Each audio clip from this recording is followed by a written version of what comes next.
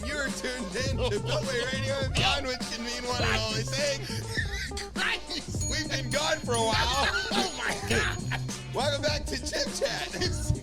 Great. Yeah, Oh my God! this is ChipChat. Yo, I'm Chip. Who are you, Tez? yo, you just kind of told him. There we go. Like Jadakiss. Hey, It's raspy over there. that giggle you hear on the other side of the table is our guest this week. Aloneatiq is here. Welcome back. He's back. Welcome back. You want to be JP or Aloneatiq today? And it's whatever. Either one of those works. I think- it's not whatever. It's one of those two. One of those two. Exactly. I was gonna say, like, I only have two choices here, so you Right. We can interchange. can't just make up a new name. No, listen, y'all. I mean, we do could, that all but the he probably time. wouldn't respond to it. It's possible. Man, you just gotta worry about making it up the hill. Yeah, you came out strong. Hey, yeah. Just- I've been off for 2 weeks. I forgot how to use a microphone. What can I say? yeah, okay. Have a look. All right, so I should not talk because who knows where this will go. yeah, we have no idea. Yeah. We were off for 2 weeks, which usually means nothing happened. Yeah, While we're gone, the world stops. it's great. Y'all are serious? That's really Well, how it that's the way we carry on Yeah, with it. Okay. But this time, was it last year or was it 2 years ago we left and then the whole Afghanistan? Yes. Was that last year or 2 years? that was 2 years. That was, I don't know. God, You're the one that knows how to yeah, work I'm time. sitting here thinking, You were the one that was sure it would all blow over in 3 Yeah. weeks, and you were right about that. That So- might be, is that 2001? I don't know. Biden was already president. Yeah, it might be So 2001. he gets 2001, and then it's like Ukraine the end of the. Ukraine starts It's 2022, in the right? fall Wow. of 21. Yeah, why don't you say 2001? 21. It's the fall of 21 is pull out of Afghanistan, and That's then what it was. Okay. February 22 That's is okay. when Go Blue happens. Go Blue. One of my proudest moments. Yeah, you know. It's a deep inside joke. Deep, yeah. All right, anyway, It'll come back. JP's here. He's a poet and philosopher and all kinds of other things, and we're going to ask him lots of stuff. It's going to be cool. Greg Abbot has moved on from trafficking kids to murdering them. Yeah, It's real. I would say it's a step up, but, you know, it's Greg Abbott. Yeah. Uh, I think they just were anniversarying for the ADA, man. You yeah, just can't- it just happened. Yeah. We just rolled right through it. Oh, God. All right, and then we're going to talk about vacation in America and also a bunch of other things. Happy birthday, hip hop. It's Yes. the 50th birthday.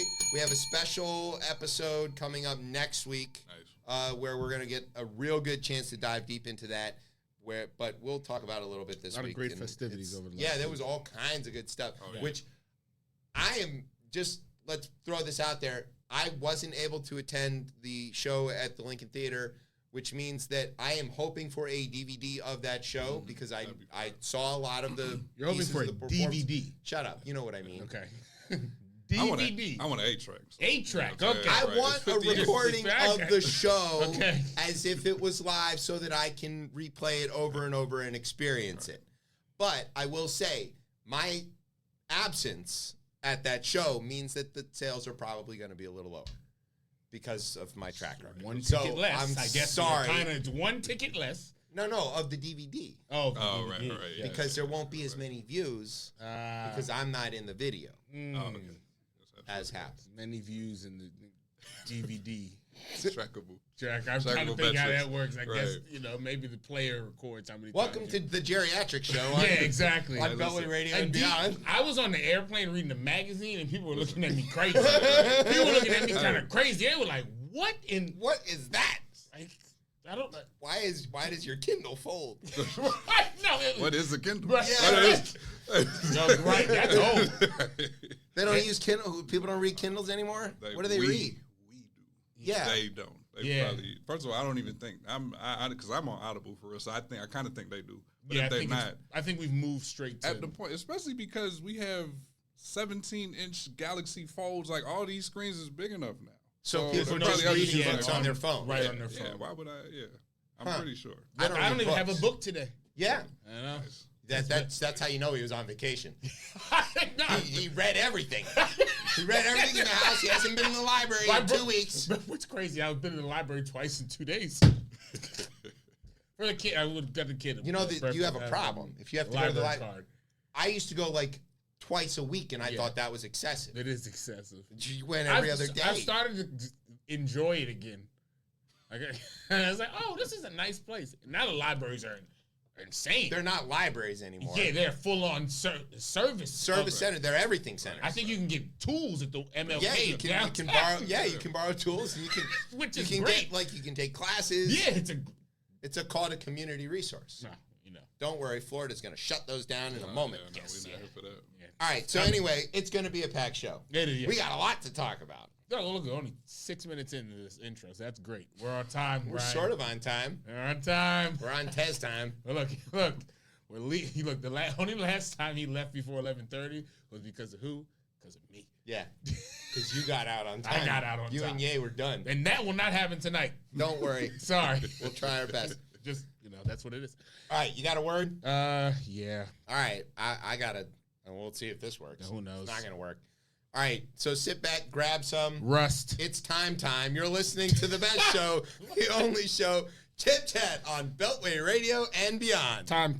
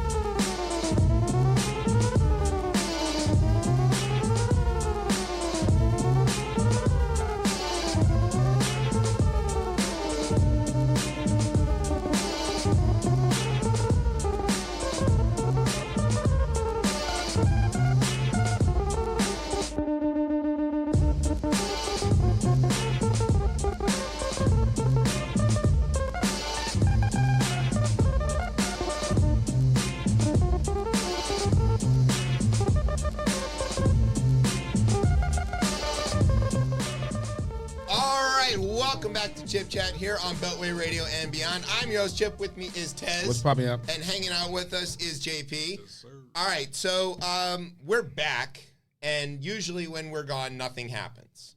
Usually. But this time, something happened that is, I don't know, it's starting to happen a lot. Almost like people are getting numb to it. I'm a little numb to it. Not this last one. Well, this last one, okay, No. The difference is that, like, when I go to turn on the Ali Velshi reads the indictment podcast, it's 16 hours long.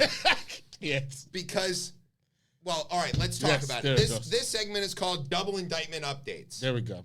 So while we were gone, we missed the first indictment, which the Jack Smith one for January 6th. Yeah. The heading of which is called Liar, Liar, Capitol on Fire. Yes. That's actually how he filed it. I didn't write that one. But basically, this is the federal indictments charges against Trump and Trump alone. Yeah. That match what we learned from the J6 committee. Exactly. Except it also has extra stuff. Okay, so we know that he was involved in the effort to plan the attack on the Capitol. We know that he was involved in the effort to hang Mike Pence. We know that he was involved in all kinds of stuff. Here's a quote. The attack on our nation's Capitol on January 6th was an unprecedented assault on the seat of American democracy, said Jack Smith. It was fueled by lies by the defendant. He goes like hard in this. There is no punches pulled at all. Smith also praised the law enforcement officers who defended the Capitol. Yes, Quote, good said move. They were not just defending a building or the people sheltering in it, but put their lives on the line to defend who we are as a country and as a people. Powerful stuff. Yeah. Shout out to Harry Dunn. Yeah. Yes. And Eugene, what's his name? How am I losing his name? But the guy who like led him on this wild goose chase to keep him away from the speaker lobby for a little while. The charges represent the third indictment. The third. You know, we got, porn stars and documents. porn stars one is a little iffy, maybe. That's it. Okay, the document one is so slam dunk that Jack Smith got bored and went off looking for something else, I guess. He's adding charges in that one. Right. We're up to 91. 91. It's insane. Somebody mapped that out. That means that the average president has 2 indictments throughout history. They're just all clustered around one guy. That's sick. So John Quincy We don't have Adams. enough, but we don't have enough games played for some of these others. No one else has went out and did enough. It's like why Gunnar Henderson gets the kind of rookie season Exactly. because he only came in after the trade deadline. This is like what it's like. Yeah, so Nikola Jokic and the 11th guy on the Yes. combined for Yeah. 73 points. Yeah. Jokic got 72, and The dude hit one free throw. You know what I mean? Yeah, So right. I love Pretty this. good. It's a good chart, right? That's why, when people say statistics, they Right, don't the mean numbers anything. can- right. Yeah, you can kind of screw them Outlier. around. Look. All right, so we had the federal grand jury in Miami that indicted Trump with the documents. Yeah. Okay. Then we had the one in New York, like you mentioned, with the porn star. He pleaded not guilty so far in all of these. But he has to, show up and get arraigned in each one of these, which it's been kind of interesting to watch how they do that. They're all, smoke and mirrors and, sneaking him in because they're worried about, response or violence or anything. Nobody's showing up. The reporters are outnumbering spectators by a lot, which I think I know why. They seen what happened. Yeah, Yes. They're not stupid. They're They're not- like, hold on, all right, they're prosecuting these folks. 1,000 people are already in jail for January 6th. 1,000. And there are more coming. Not 1, not 2, 1,000. Yeah. Garland ain't playing. No. Right? The D.C. Justice system, the U.S. Attorney for the District of Columbia is not playing. The judges in the district are not playing. No. And, we talked about this a lot on our show where crimes committed in the district had this weird thing where, local crime has to get tried at a federal level because it's the district. Yeah. But this also is cutting the other direction here, whereas in Florida, okay, it's being tried by a Florida judge. It's not a state judge. It's a federal judge. But it's still in that state. But in Georgia, which we haven't got to yet, but in that case, it's all being done at the state level. There's no state level in D.C. No. You did crime, you're getting federal. Yeah, it just is what it is. Going to Lorton. No, they closed that. It's gone. But all right. It's long gone. But in any case, this is it. So here are some of the highlights from the indictment here. This is one of my favorite ones here. Smith was unambiguous in the first bit of this because Trump's main defense is, look, I didn't know any better. I didn't know I was lying. Yeah. I was just saying stuff. I was aspirational. Sorry, officer. I didn't know I couldn't do that. Hey, I have free speech to ask the bank to give me all the money. And that's in it. where it goes. But you can't start conspiring against the bank to get the money. That's funny That's how the you thing. You can mention that. say it. The defendant spread lies that there had been outcome determinative fraud in the election and that he had actually won. These claims were false, and the defendant knew they were false. Smith cites examples, many previously known, this is thanks to Liz Cheney and all of them and the J6 committee, of those around Trump directly informing him that his claims were false and that his schemes were dubious. They include Pence, top Justice Department officials, top White House attorneys, and campaign staff. Smith cites how on the eve of December 14th, all right, this is not January 6th, December 14th. This is the deadline by which all the votes have to be certified, okay?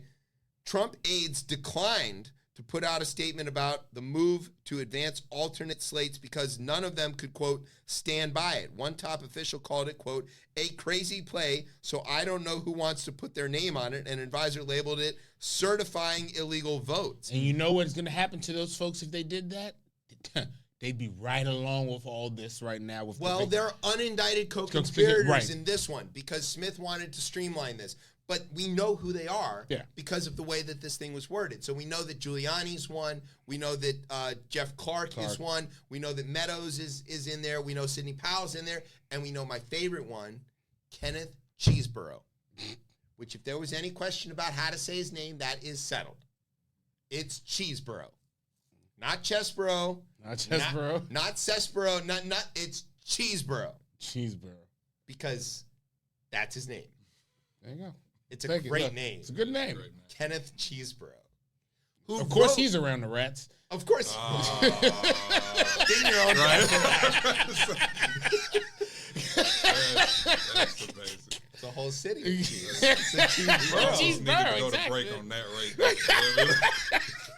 So, like, Cheeseborough is sort of important in this, though, because one of the things that we didn't know from the J6 committee, but that we did learn from this indictment, is there is a memo. These guys crimed on paper. So smart. Why?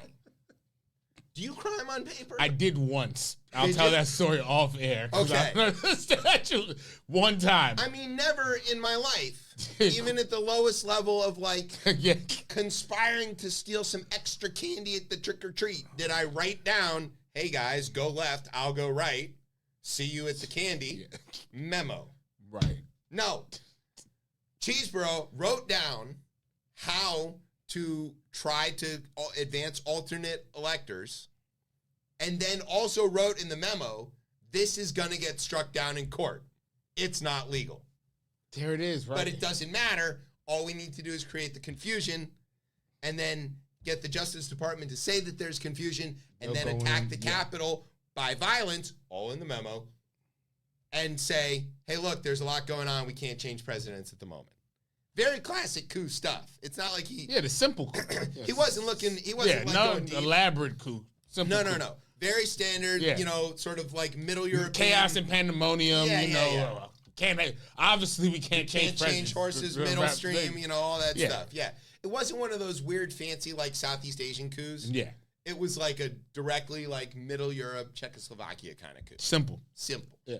All right. And That's but where they it's wrote it down. That's done right there because then you can't argue that. You can't, Can't argue you didn't know. You don't. Yeah.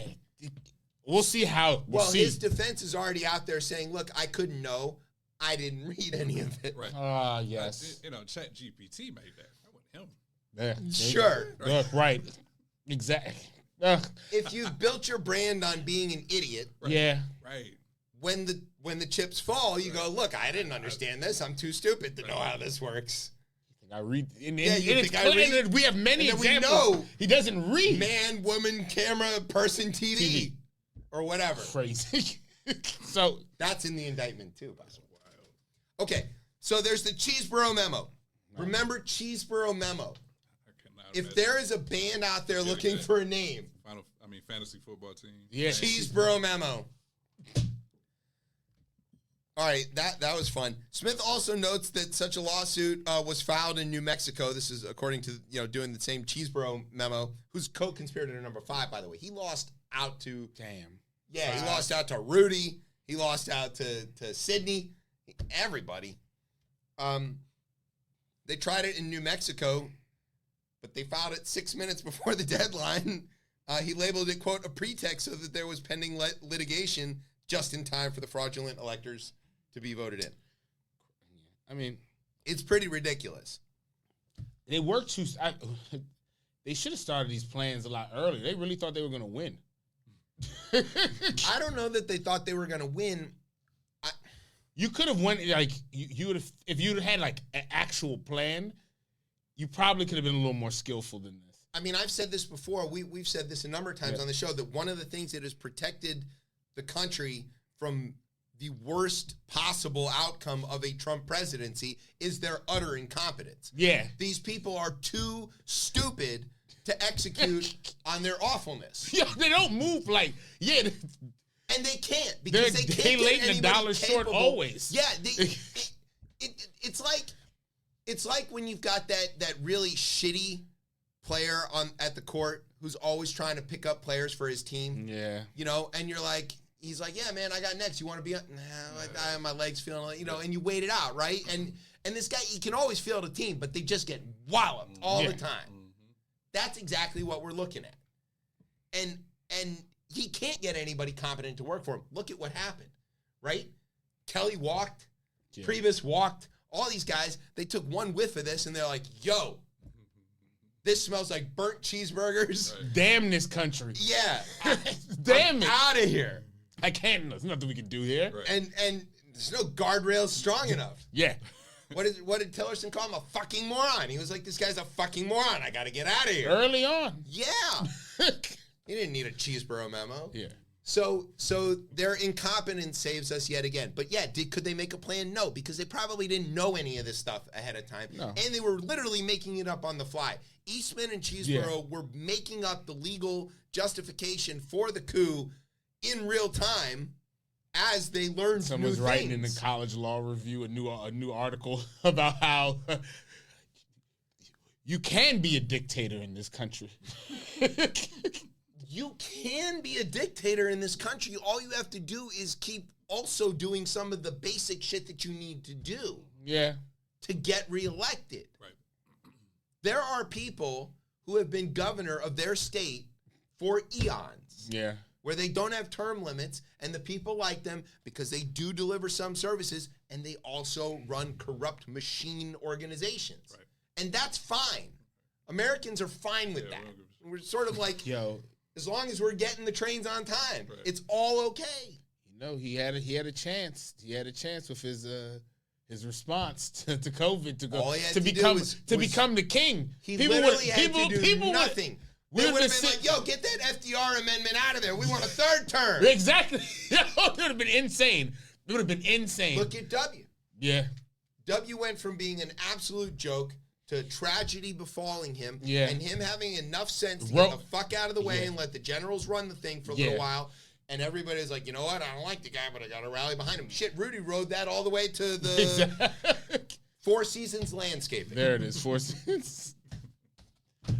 They And the said dildo store. they said damn the war veteran in 2004. They said damn the war veteran.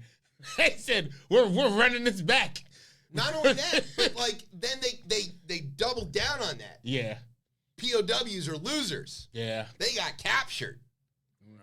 I mean, so many chances, but he can't get out of his own way. It's probably because his feet are too small to support his, weird shaped potato body. And he Oblong. just sort of like, It's very oblong. people talk about Biden falling up the stairs. Trump's Yeah. literally falling into Cheeseboro memos. Okay, so that's indictment number 1. That happened while we were off. Actually, that's indictment One number of 3. one of two That was that we 3. were off. Or 3 happened? No. But That was number 3. That was number 3. It's one of 2 while we were But off. what happened this week, Yeah. which is our lead story, Yeah. happened in Atlanta. Yeah. Well, Atlanta. Yeah, happened in Atlanta is the Atlanta. seat of Fulton County. Yeah. Fonnie Willis. Yes. Okay. Interesting thing I learned about Fonnie Willis this week. Do you want to know what I learned about No. Fonnie Willis? Well, why would I be saying something? Why would I care about Fonnie Willis? What would make me like Fonnie Willis more? She's a graduate of Michigan. You're on the right track. She's a fan of the Washington football team. She's yes, she is. She's from D.C. Oh, wow. Okay. Well, okay, technically she's from California, but she moved here in Okay. first grade and grew up here in D.C. and then went to Howard undergrad. All right. And AKA, shout out to D9. That's right. Okay. So all right. It's enough. you get a D.C. connection, all of a sudden, I care a lot more about you. There we go. Yes. So All right. enough. That's enough, right? I But was the- like, but the all right. quote, right? First grade, yeah. My wife has learned this game. If I ever go, hey, so-and-so where they're from, she knows the answer is D.C. Why else would I ask? Why I would wouldn't care? care. I wouldn't even care. I literally All right, fair. wouldn't care. But, okay, so Fonnie Willis, Washington, D.C. native, Fonnie Willis, we're going to claim her. We're taking Yeah. her. Leveled 10,000 counts against a lot of I mean, it's a lot. Christ. But it's not just against Trump. 18 other people. So and the reason that we want to talk about this is it's a bit overlapping with the Smith Right. January 6th because it does reference the false electoral stuff that happened in Georgia. But there's a big difference in strategy here. And I have to think that they are coordinated because little bit. these things can't not be, right? Yeah. The state and the federal government. Exactly. You have a state charge in case he figures out a way to get himself pardoned on the federal. He can't get out of it on the state. And you do it in a state where the governor hates his guts, Yes. which we did find out later, which is coming up. Foreshadowing. And a prosecutor who's in love with the RICO. She's in love with that. It's not Uncle Rico. No. It's calm down, Napoleon. Yes. But so the thing that happened in the Smith case was he could have indicted several other people, including Cheeseborough and Giuliani, but he didn't. He went for the streamline. Yeah. One person, right? The other guys are unindicted co-conspirators. And as is the federal government, probably is the best strategy because you're prosecuting a former president. Right. But also you want to, every time you add a defendant, now it gets harder to seat a jury. Exactly. There's more lawyers that can throw motions. It just makes the whole situation slower. Smith is built for speed. He wants to get it done.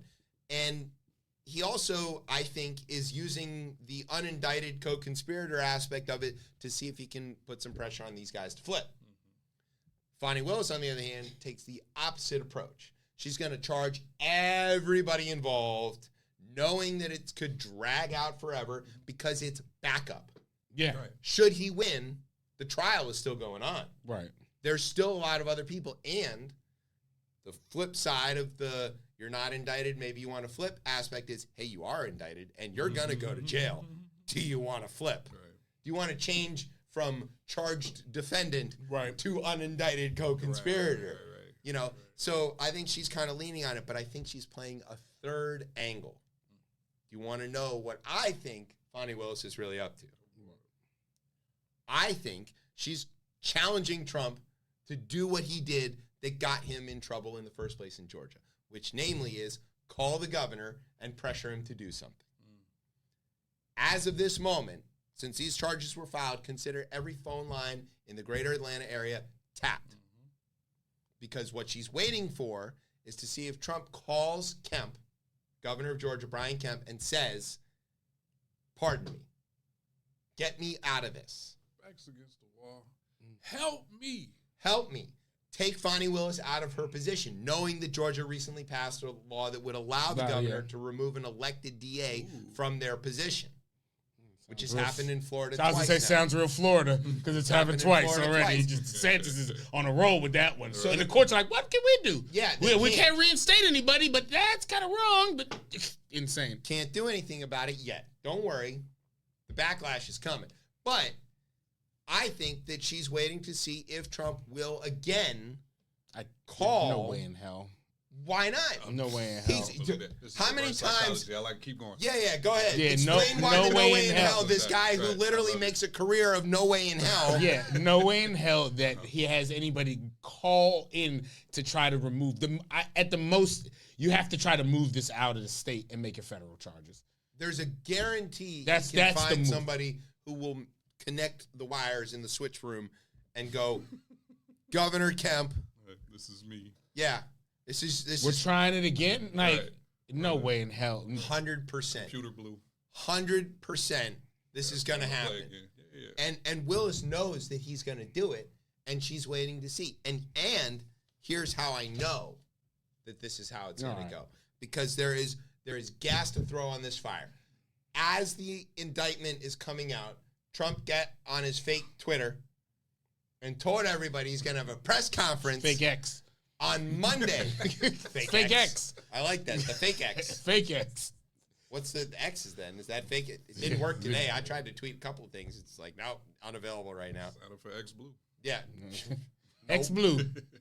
That sounds like it's one of these spaceships that let you go kind of in space. Sounds like dick pills. X Blue.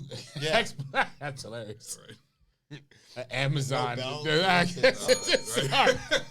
Yeah, nothing. I'm sorry, it's rusty. All right, so it's a week, so you want. Yeah, exactly. The hell you want from me? So Trump got on his fake X. Fake X. And he tells everybody that there's going to be a news conference. I don't know what he called it. Brian, do you have the tweet? Can you throw it up there? And we can see, because there was a response. No, there was a tweet. They're still called tweets. Truths? The truths? No, the truths are called truths. Okay. There was a tweet that from quoted. X. All right. Yeah. An X tweet. You're the tech expert here.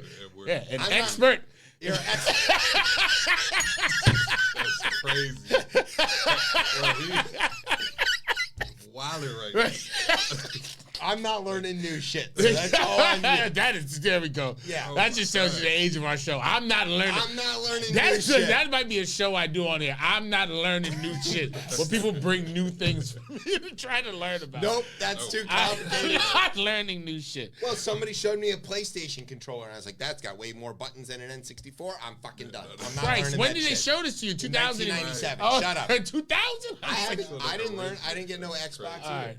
All right, Okay, let's see if we can throw it up on the video. Here you go. It's a large X. All right, go ahead. Who can do the voice? Go ahead and read it out if you're. A large, complex, detailed, but irrefutable report. No, report. Report, Sergeant. Right. On the presidential election fraud, which took place in Georgia, is almost complete and will be presented by me at a major news conference at 11 a.m. on Monday of next week in Bedminster, New Jersey, based on the results of this conclusive okay, help me out. Report. All charges should be dropped against me and others. I don't know why I said others. Me like that. first, though. You gotta start with me. First with me. There will be complete exoneration. They never went after those rigged election. Right. They only went after those that fought to find the riggers. Riggers. That's real close. Riggers. It's got hard ER. 2 hard R's. Thank you. That's right. Thank you. There's no question in anybody's mind what that word was, right? Yo, a lot of people just got indoctrinated to become riggers. There's a bunch of welcome everyone. Jack Smith. You know that's a union actually. Riggers. Yes. They, if you operate a crane or something, that's true. It's a real thing. Yes. Okay. The riggers. All right. All right. So after that, yes. After that, Governor of Georgia Brian Kemp posted that and a response. Oh. Do you know what his response was? Uh-oh. It was pretty substantial. Brian, do you have the Kemp response? Let's see if we can get that up there. It was not gentle. As a Georgia man. Yeah, no, he didn't write it that. He didn't even do the sort of southern dignified.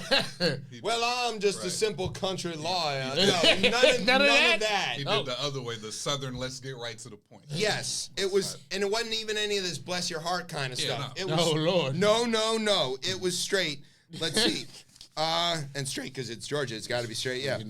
Changing demographics. I don't know. So everybody's into different things down there. Yeah. That's a different, Kemp stated flatly on his own social media message, quote, "The 2020 election in Georgia was not stolen. For nearly 3 years now, anyone with evidence of fraud has failed to come forward under oath and prove anything in a court of law." Mm-hmm. End quote. All right. Okay. So why would he call him again? That's the setup. Why he will. That's exactly why he will. Because he challenged him directly. Kemp didn't have to do that. No. So you think Kemp has baited him in to this? There's a ton of Republicans who have made a career of saying nothing when Trump says crazy shit, right? Yeah. They just go, look, I don't read his tweets, I don't know, whatever, and they just say nothing. There was nothing that forced him to react to that. Not one thing. And also keep in mind, that election that Trump says is bullshit is also the same election that Brian Kemp won in a damn landslide. Which is also the same election that Ossoff and Warnock also won. So it's like, it seems like in Georgia, democracy's working. It seems like it's working despite the best efforts of people to make it harder and you can't give people water in line or whatever. But it's still working. Right. And Kemp's tweet even said something about keeping voting accessible in Georgia, which I thought was pretty funny, but also direct. Right. Okay. He didn't. That means one Sunday you black folk can go vote. Right. One Sunday. One. Not all the. But 6 leading up to the election. He won in a landslide. He's safe in his seat. Yeah. He does not have to respond to this. If he has national ambitions, which I think he does, he could have just said nothing. But he didn't. Him and Raffensperger both came out and said, this is dangerous. This is not true. It's wrong. It's bullshit. It's dangerous. Stop this stuff. The Georgia Republicans might be the thing that saves that party. And weirdly enough, somehow the Democrats, us, have this weird responsibility to help the Republicans save themselves from their own weird cult. You need a second party. We need a second party, but why do we have to shake them out of their fever dream? Like the MO of Democrats. Isn't it? Republicans sick. Throw the kegger. It's sick. They fuck up the country. They have a great time doing it. Yeah. And then taxes we get are low elected. while they do it. Yep. Get elected. All right, everybody, clean up your mess. Do the hard work. Man, this hard work sucks. We want the other guy back. Boom. And that's what happens. It's every time. You know, this last one was kind of like, it was even worse because it was a black guy over in there. Yeah, exactly. That kind of is. You know what? Not just a kegger. No. Party. Yeah, exactly. They said, wait, things are changing around We're here. cooking meth. No, yeah. While mom and dad are away. Yeah. And that's what we got. But Kemp is on it. And I think, honestly, I think that could, when this does eventually end, 50 years from now, I don't know, whatever. We're all going to point at that the same way we point at Palin as the turn in the other direction. We're going to be like, yo, Kemp's tweet, that was it. I think so. More great stories for me at the climate refugee camp. More great stories. Look, that river that we're looking at right now looks low. Yeah. 15 seconds. I got to shout out. I got to look out for my dad. My dad wants a D.A. Willis shirt like, I would say Morant jersey, but that's not a good example. No, let's not do that one. No. She might go after him. Yeah, but like, yeah, if anybody is creating one of those shirts, like he's looking. Yeah. He wants one of those. Well, I'll take one. right. We got two people. Hell yeah, no, that's look. Yeah. All right, so that's the double indictment update. Jesus. Anybody got anything else to add to that? Just got to wait like 5 more minutes. Something else is going to pop up. Y'all just got to go away for like a week or two. Yeah, oh yeah, exactly. Don't encourage it. Well, I love vacations. So that's coming up later in the show. I love a vacation. Yeah. It's coming up later in the show. Brilliant. All right, so we're off the last week of August. So any federal prosecutors who are out there listening, that's your time frame. Just get it in. This is, hey, welcome to Banana Republic. You want to know? We're here. No, welcome. we are, because I was watching. We put on the slacks. Nice. We were at the shirt. I was there. I was watching your folks, the BBC. Yeah.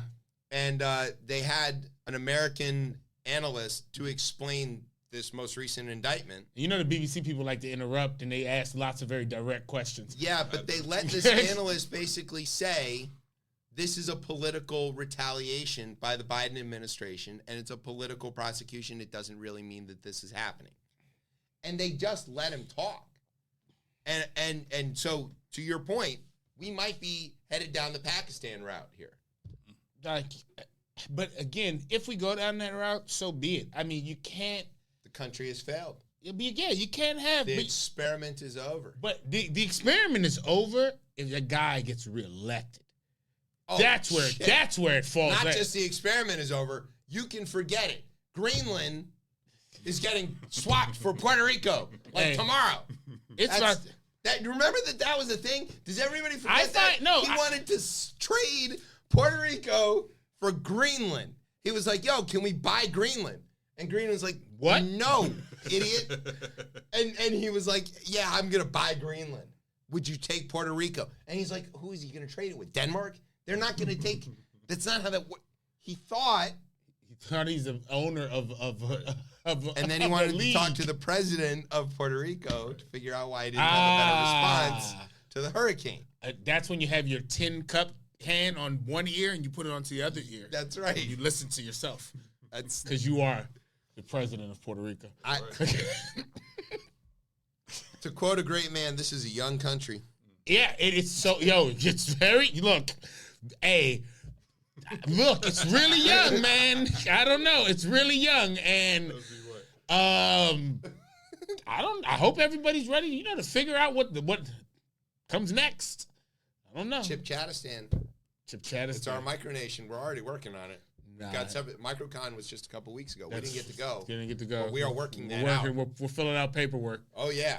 You know, We can print up our own passports and everything. That's what's up. So I grew up in North Carolina. I'm about to turn Greensboro to Cheeseboro. So we're all That's there right. it is. Hey, there we go. We working. Everybody got goals. Look, Yeah. Well, this- Cheeseboro can be the capital of ChipChatistan. Up there. Look at I that. like it. Yeah, we'll have a memo. word that feels real imperialistic that we just came in and made it the It's the capital. American way. Yeah, that's true. Yeah, I you know, have been running for benevolent dictator since for the a show long started. time. Benevolent dictator. And you yeah, are basically the only thing standing between me and my goals. exactly. I'm just like, hey, no. No. Exactly. It's Here's the simple. thing, right? No. Simple. No. I don't. This is. It's kind of. It's not kind of. It's very shameful for this to be going on. In. But then it also kind of makes sense as well too. Like we were ripe for this. We were Yes. ripe for this.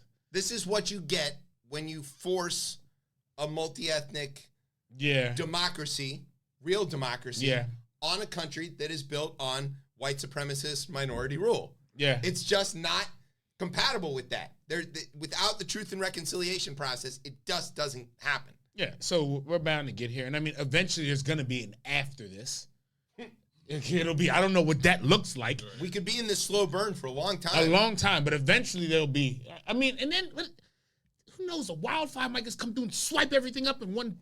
Oh, yeah. Fail Florida's gone in, 6 or 7 years? I mean, God willing. Stop it. What? No. You're no. the climate guy. No. I don't want those people to go anywhere. Well, they'll go to Georgia I can't. Wait till and vote. Yeah, wait till mass climate migration hits. Wait till you want to see people angry. Wait till it hits. Well, yeah. It's already hitting. Yeah. Why is there mass migration? Yeah. It's already the The thing. crops don't grow here no more. No, We gotta go. we did. That's right. Yeah. The only thing that grows here is gang violence. Yeah. And everybody says no. You don't. Ecuador Yeah. is facing assassination. Right. Yeah.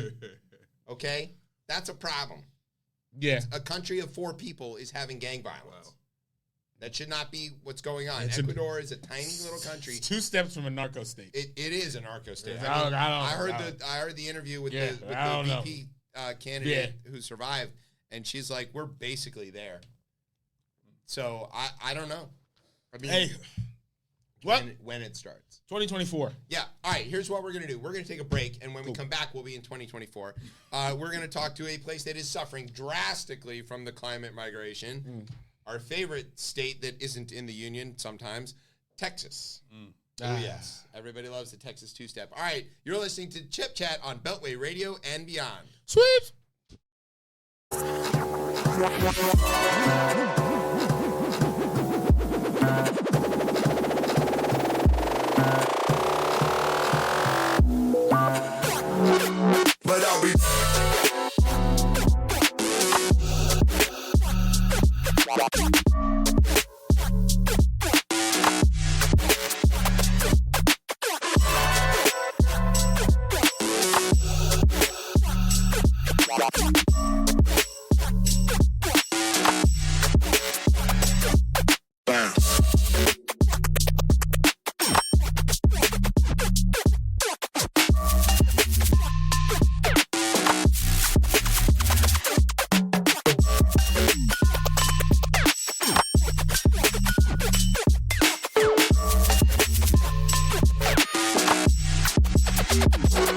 But I'll be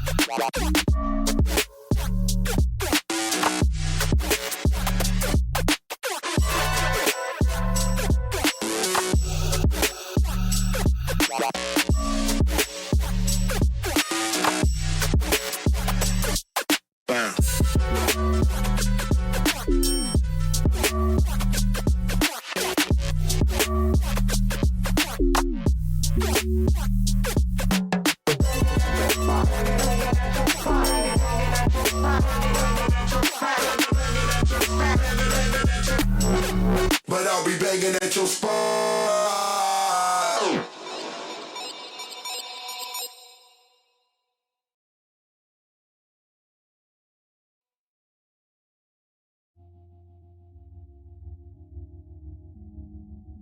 Boy, don't waste my time. Just put your head between my thighs. 'Cause I ain't got time for no games. And if you ain't trying to eat, boy, that's a shame. It's quite a Boy, line. don't waste my time. All right, welcome back to Chip Chat here on Beltway Radio and Beyond. If you just caught the end of that, Words to live by, I guess. that is Look. a hell of a record. All right. Brian, who was that? He's checking. Yeah, I'm checking. Prior to that, it was Liminal with the by Detox unit, and just now it was Fonzo giving you that hard 14. Okay, whoa, all right. Well, 14. Hey, good God. That sounds dangerous. Impressive. All right. Hey, R. Kelly wanted to be on the remix. Yeah. Yo. God. All right. Well. Nope, not touching that with a 20-foot pole. Yeah. He already did. Yeah. Oh, give us a bell for that one. Jesus Christ, why are you so slow? You have one job on the show. I was You laughing. don't write the show. I was laughing at it, and I had a follow up, but it was, All you gotta do. I got caught up laughing at it. That's why. That's what happened there. That's what Good happened. God. JP, you can come back anytime, man. Yeah, exactly. Look. We'll get you your own bell. Yeah, right. There's the shitty bell around here. No, that thing gone. doesn't work. Oh, it's finally out of here. All right, so now we've come to a part of the show called the Texas Rundown. Okay. Which, if we were real newsmen, it would sound a little something like this. No, it won't. Never mind. It was Yes, We've tried I that. love That's it. twice. That's twice we've tried it. It's not going to happen. All right. Now we've come to a part of the show called the Texas Rundown. This is where I tell you about some stuff that's gone on in the news. Yeehaw! All right.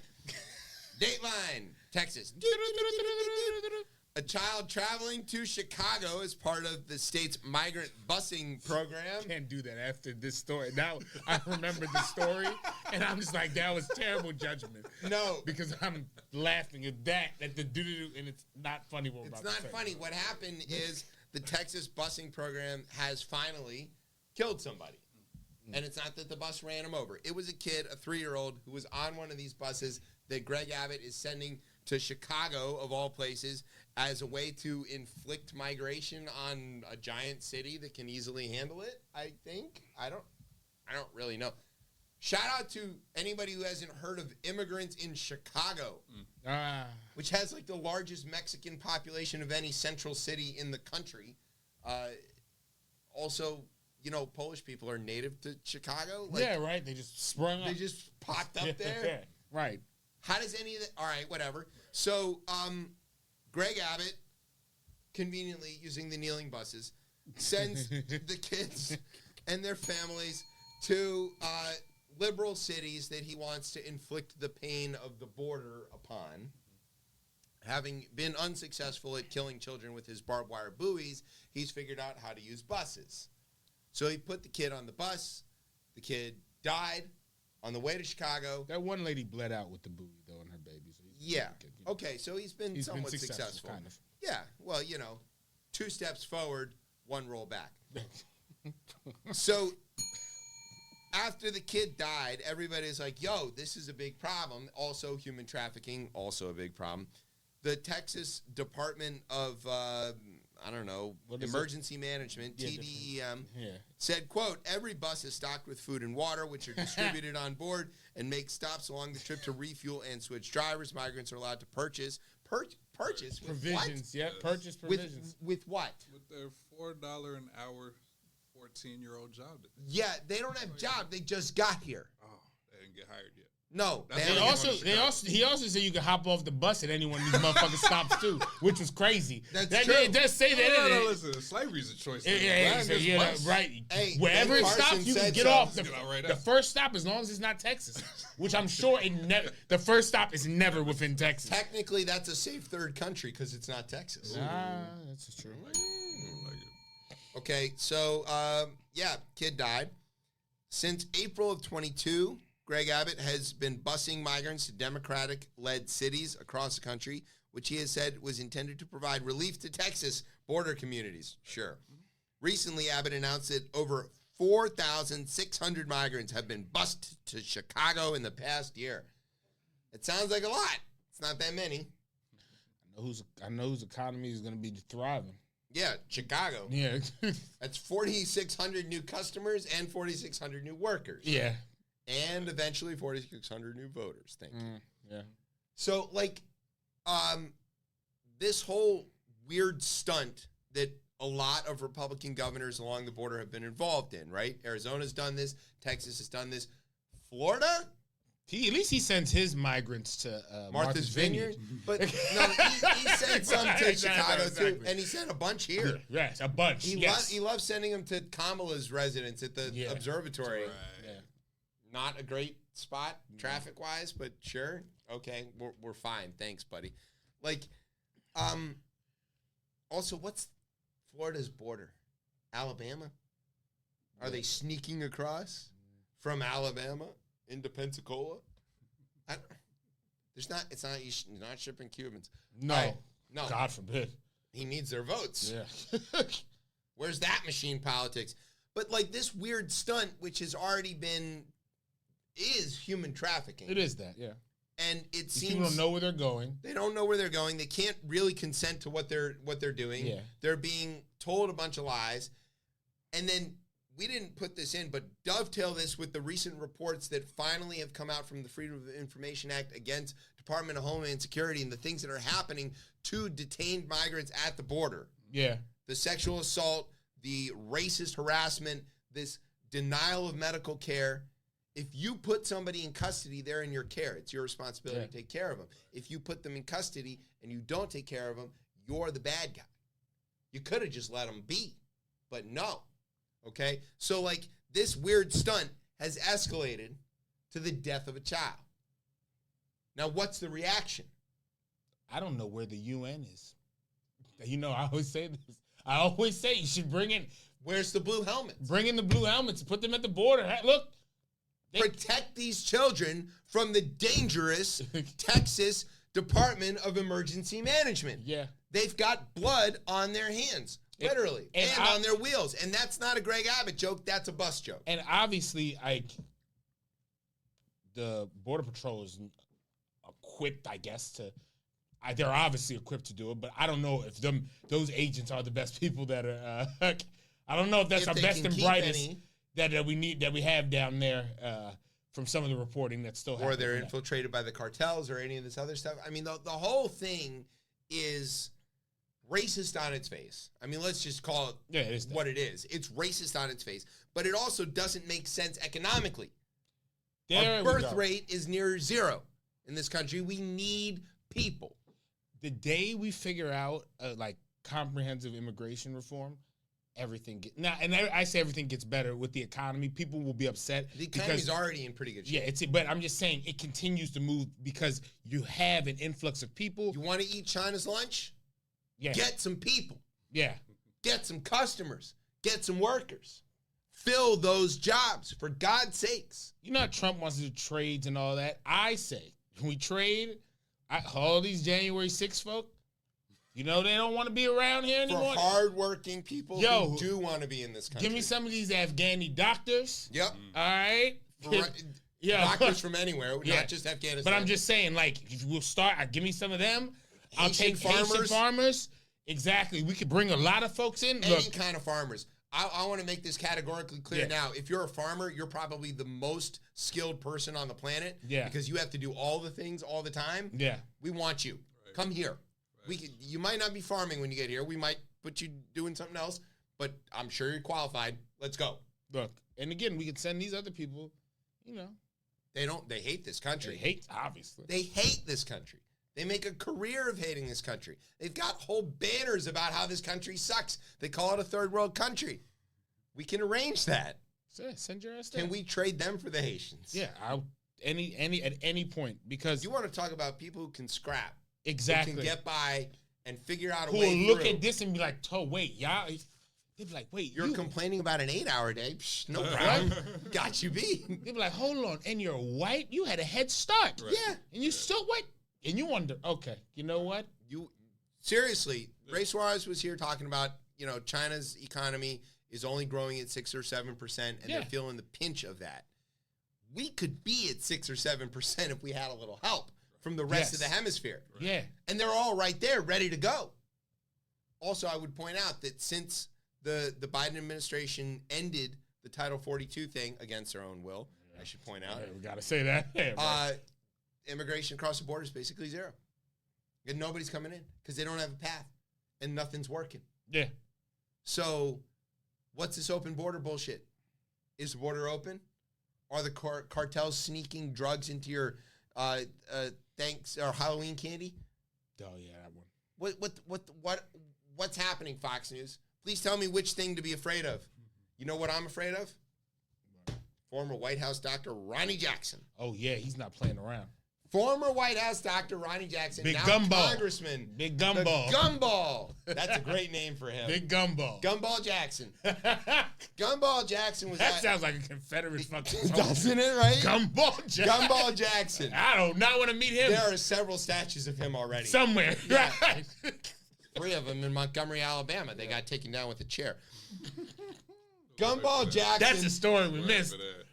Yeah, that's the story we missed. Sorry. Nothing happens when we're gone. Nothing happens. Oh, Have to take several seats Hey, in a look. folding chair. Right. Hey. These are swivel chairs. Everybody's safe. Right. All right, so Gumball Jackson was at a rodeo. As one does. As one does. He's from Amarillo, Texas. Yeah. Now, look, rodeo, let's be clear, black art form, but it's okay. White people are allowed to go there now. Yeah, they're right. So, Congressman Jackson, Oh, yes. Congressman Dr. Gumball Jackson Yes. was at a rodeo, enjoying a few drinks, One does. as one does at a rodeo. Now, look, I haven't personally been to a rodeo. Neither. I've been to a few things that have been described as goat rodeos. Goat rodeo. Okay. You've never heard that expression? No. This is a goat rodeo. Oh. It's exactly what It sounds like. Okay. All right. And as one does, he's had a few libations and he's on film doing it because, it's America in 2023 and everything's on camera. Everything's and on. so we all know that. Somebody at the actual rodeo, not goat rodeo, is having a medical emergency. Yeah. Dr. Congressman Gumball Jackson springs into action and says, I'm doctor, I'm handle it. Just like that. Because he's drunk. Right. Got drunk history. Yeah. drunk Drunk MD. medical. Yeah. He goes, I'm ER doctor, out of my way. It's not an ER doctor anymore. So he tries to go help this patient. Yeah. And the actual Texas authorities Department are of like, hey, Public man, you gotta Safety. back off. If you're watching, you can see the video here of after they told him to back off, and he wouldn't. He started pushing his way through the state troopers or the sheriff's deputies or whatever they are, and they did what cops do in Texas. They whooped his ass and cuffed him. And then they were like, hey, we're going to take the cuffs off you on account of you are a congressman, but we're still processing you and you're going to jail. And he unleashed this tirade of profanities. Now, look, nobody on this show is going to blush at the, being called a motherfucker or whatever. Yeah. It's not that big a deal, but the cops, they weren't too thrilled with it. No. And he, made a fool of himself, including this important bit. Yeah, we want to hear a little bit. Let's hear a little bit of Dr. Congressman Gumball Jackson explaining to the cops why he should be allowed to stick a gumball in the mouth of somebody who's having an epileptic seizure. But I got EMS coming on scene. I got multiple parents. Nobody was there yet, though. Yes, they were. No, they weren't. They were just rolling up as I was standing there. Jackson previously served as the White House physician for presidents, describes Jackson's behavior that night as aggressive and threatening, and says the congressman repeatedly ignored warnings to get back. You and I gotta agree. I was just trying to help, dude. No. Okay. And it has nothing to do with who I am or what I do. I was in the ER doc, man. Okay, let me speak. I know you were there to help, right? But I got EMS coming on scene. I got multiple parents. Nobody was there yet, though. Yes, they were. No, they weren't. They were just rolling up as I was standing there. Jackson trying to help. He said he was trying to help. He was going to put a gumball. Here's the quote. This is one of my favorite parts. It's a really great quote. The congressman later told Terry that that he was attempting to care for the patient. He thought it was safe to put a gumball in the patient's mouth as a way to elevate her blood sugar. But in an exchange included in the report between Terry and White Deer EMS provider Kimberly Thomas, Thomas says that the gum presents a choking hazard to patients who are having a seizure, and that most gum is sugar-free and thus would not address the low blood sugar. Because, he's a doctor. Right. He knows better. Right. His people released this incredible statement. Yeah. I need this. Congressman Jackson was not drinking. That's the first few words. Let's establish that. Yes. First of all.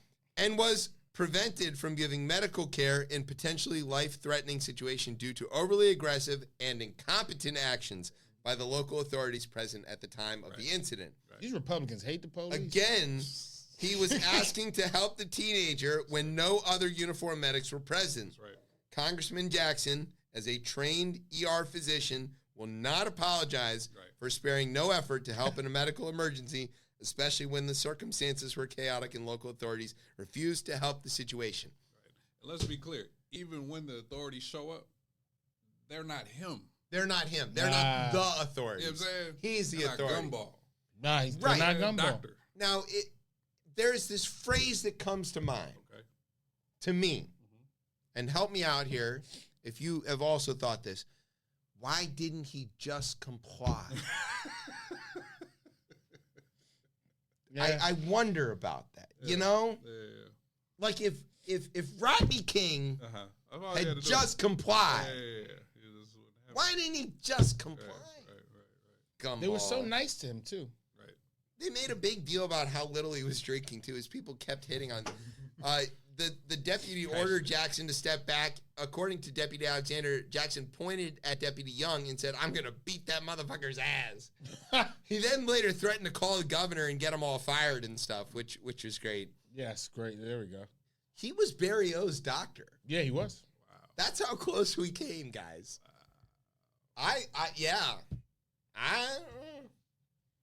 How's that conversation? Michelle? He wasn't like that when I knew him. He was a different guy. Sasha, Malia, don't worry. Daddy's safe. It's all fine. And I got to call Joey. Might be in trouble. He might have fallen right this moment. Yeah. I don't know. Look, are we all okay? Yeah. By the way, I had 8 years to practice that. Good one. Listen, Really good. I did too, and I didn't. You know what I'm saying? Shout out to you. That's the one I'm good at. I can't do any of it. I can do the W a little bit. I can do Bill Jeff really good, but that's useless now. It's very useless. Also dangerous. Yeah. Let's not do the Bill Jeff impression. Let's leave that one alone. It's a little gropey. That's what you call it. Yeah. Cigar's a cigar. All right. Here's what we're going to do. We're going to take a break. When we come back, we're going to interview somebody who knows things about things. Yeah. Which, he's looking around for it. It's Brian. We're going to talk to Brian. Finally, we're going to interview Pull Brian. that curtain back. You know what I mean? Yeah. Hey. Also, shout out to replacement Brian on the Monday morning show. On Real Talk. Brian has been replaced with a new white person who this week was called Grated Parmesan.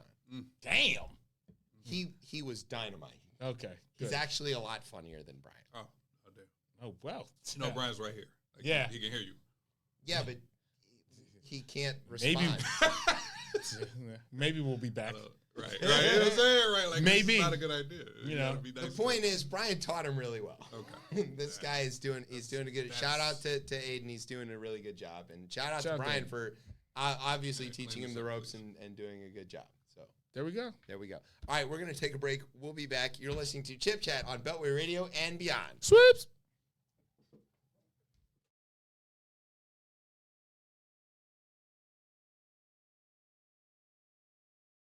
You die! Murder! Government documents! And I walk out and everybody goes, Albert!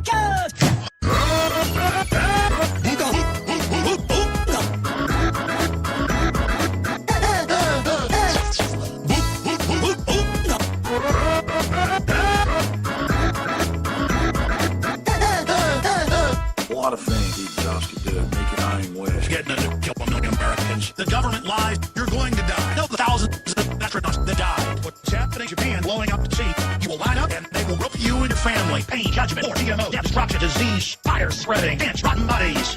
Alex, Alex, Jones, Alex, Alex, Jones, Alex, Alex. And slack. Booga, booga, booga, booga. Keep rolling, rolling.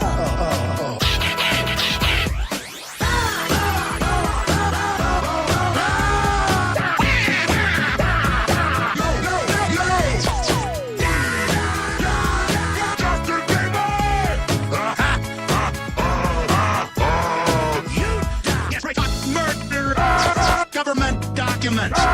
And I walk out and everybody goes, Alex. All my fans happy. Whoa. Why is my shirt off? Whoa. Nazi scum, filth, trash, garbage, smack.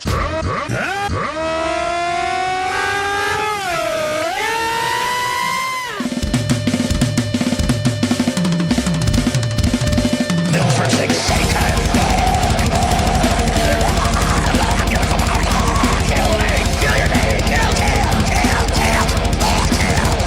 Drink blood, take the baby. Yeah, I got the physical will and power to kill this little kid. Before they start talking, kill those little bastards. God. Satan, I'm gonna kill you. I kill babies. They go, I love you, Satan. I love you, Satan is the baby bitch. And they all run over and start drinking the blood and slurping, and they all have sex with each other. And they'll start saying, Satan. Kill me. Because there's real satanic power killing babies. And this is their meal, their blood meal. Now drink blood, take the baby. I got the physical will and power to kill this little kid. All right, welcome back to ChipChat here on Beltway Radio and Beyond. I'm your host, Chip. With me is Tez. What's poppin'? Yeah. Hanging out with us is JP. Now, earlier, just before we went to that break. All right. No, go ahead. You can. Yeah, sorry. I didn't. Nobody told me that was gonna happen. So right before this break, I was singing the accolades of Brian's protege, Graded Parmesan. Yes. I forgot who's the teacher and who's the student here. Yes. Brian does what Brian does. That was one of the best Brian things. Yeah. Yeah. Brian makes the show. That's a fact. And being able to find weird versions of Alex Jones That's our thing. to here. entertain Tez is pretty much the name of this show. That one there. Should change it from ChipChat to weird Alex Jones videos entertains Tez. They do entertain me. What was that, Brian? That last part though got real satanic. Yeah. I mean, that's some good double bass metal, like speed metal stuff. Yes, It's but cool. with him screaming on it, that's Yeah, what's different. he's- An individual. Does the he not visuals. scream on it? Yeah. So people listening on the radio didn't get to see, but That's the part. that The was music, awesome. yes, less satanic than the man who was on it. Yeah. Oh, clearly. Yeah. All right. Changing lanes quickly. Aloneatiq is a poet and philosopher and all-around good guy who recently traveled to Arizona to perform and see the world. Unfortunately, it was 9 million degrees while he was there. But look at these dead-ass birds. Oh, God. It's all fine. We'll give him a second. JP, Aloneatiq, welcome back to ChipChat. I appreciate it, man. All right, so for what was this trip all about? Tell us all about the trip. Yeah, so primarily, my poetry journey started in Arizona. Okay. So I've been doing this for 13 years. Weirdly enough, the pandemic or the quarantine that helped me really lock in and focus. Wait, you read ahead. Don't tell me that story okay. yet. So No, that didn't I'm happen. sorry. Go ahead. Tell the story. Cut it all out. So basically, I was invited to feature there at the spot that I started as like a whole full circle type of moment. I also used to live there. My parents lived there, so I just I'm tired of seeing my home office. Let me go somewhere else. Sure. Now, granted, should I have done that in July? Absolutely not. Maybe not. Maybe not. Probably not. But It's a good February trip. Right. Yeah. Exactly. For now. Yeah, right. Right. Look at these dead ass birds. Look at these dead ass birds. There they are. So that was the long and short of it.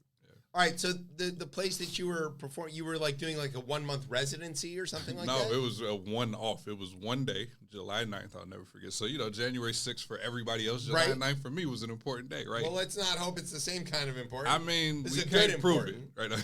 Yeah, right. Okay. Where were you? Don't ask, don't tell, right? You know what I'm saying? Right. Right. No, it was a good important for sure. But the remainder of the month was I used to live here. I know a bunch of people, like all that. So let me just stay here. Like I literally everything else was me seeing friends, me working. I work remote. But you were documenting some of this. You were posting a bunch of these videos of you sort of like being in that space and being in a different space and explaining. This is why I whether you wanted it or not, I added Philosopher to your title because I was watching as you were explaining how it felt to be in these different in this different place, right? And seeing how it shifted who you were and thinking about how us following along, on the journey through social media got to also shift our position a little bit. And shout out to Arizona. We have good people out in Arizona who listen to the show. We're friends of the show. Nice. Giovanna's out there, and it's a tough spot to be in at times. It is a very difficult climate. Oh, yeah. I gotta say. Oh, yeah. And it's getting worse. But it's also changing demographically. So people keep moving there. Yeah, and the right kind of people. Yeah. Meaning the left kind of people. Shout out Senator Astronaut Mark Kelly. Nice. When you were there, did you feel like a different kind of position in the world by being, your time shifted? Right. From people here, right. From your family and friends and all that stuff, and also your climate shifted. Right. It's dry. It's hot. It's a different. Did you feel in a different place? Right. Yeah. No, Arizona definitely is distinct with their identity. For better or for worse. Like even when we go back to quarantine, I did go out there a few times, and I've described them a few times. Previously, Arizona is the West South, so they didn't COVID didn't exist over there. It didn't. No, so they just ignored it, or it just didn't happen. No, right, it's not real. So I show up 2020, in the height of this, worried and they're like, "What are you doing? Right? Why do you have a mask?" Yeah, they were saying, "Why do you have a mask?" You know what I'm saying, right? Oh, the big H and the Y. Yeah, I'm saying, right. All the breathy sounds was happening. They Georgia Y. Exactly. Right. Wow. That's what I'm saying, right? They're Arizona is Georgia in the West, so so there's that, but it's depending on what part of the area. So the northern Arizona is deep south. It's a sundown town. Okay. Oh, Jesus Christ! Don't all right, do let's it, not right? go there. All right. The Okay, dude from North Carolina, just said it's a sundown town. Right. Let's not. Right. Okay, But we can't go there. Well, I can go there, but I'm gonna not go there. Then you're gonna say, wait till right? they Then you're gonna find speak. out. Right. As soon as they see my nose and my hair, Look, one of them. You said it. Your general, yeah. We're desert people. I might blend. It might blend in. That's what I'm saying. But no, you're generally your typical Phoenix, your Tempe, where the school is. It's definitely different. Shout out to the Fiesta Bowl. Absolutely. Yeah. Absolutely. So no, it's its own. I mean, even again with the work, I was still on my Eastern schedule, so 2 o'clock I'm done. Yeah, I had to get up early, but 2 o'clock, you know what I mean. So it's there were definitely some changes. There was a different identity out there. So, basically, you were traveling to perform. Right. Do you find that being a performer has opened a lot of travel experiences for you? Oh, 100%, because now it's what I get to attempt to do, and I'm eventually going to actually do, is turn every, vacation into an opportunity to basically fund the trip. Right. Oh, if I do it, if and when I play it right. You know what I mean? It's oh, hey, I'm here. And matter of fact, actually, just this past week, a good poet friend of mine, Masterpiece, amazing, out of Texas. Yep. Came out here and spent the whole week at every Busboys. Sure. So it's that's what poets are very good at doing, because they're not mumble rappers, so you just get to show up, be horrible, and get paid a lot of money. They're actually good, but have to grind. So she was at multiple shows in the time frame. It's I'm here, I'm gonna go pop in here, pop in there, and make this trip worthwhile at the end of the day. You know what I mean? So I know several musicians who do that, where they basically they plan a trip, right? Then they find a place where they can get a couple nights, right? You know, and then the trip is paid for. Right, just parlay it like, hey, I'm here. Can y'all bring me here? I'm here. Sure. You know, and even speakers do that. Yeah, I got I'm one of my his artist name is Backpack Jeff, but he's really an entrepreneur that just so happens, like, you know how like I know you as a poet, but he's so much more than that.